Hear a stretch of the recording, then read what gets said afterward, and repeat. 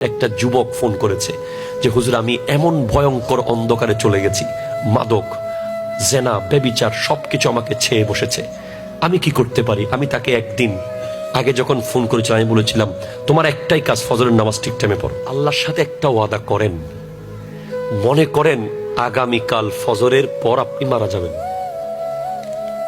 ফজরের পর জাস্ট মারা যাবেন, আর জীবনে আপনি ফজর পড়তে পারবেন না। জাস্ট এটা আজকে রাত্রে মনে করেন। অ্যালার্ম কখনো জাগাতে পারে না, বন্ধুত্ব জাগাতে পারে।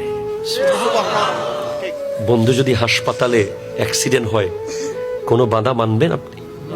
চলে যাবেন। বন্ধু যদি ডাক দেয়, কোনো বাধা আমরা মানি না।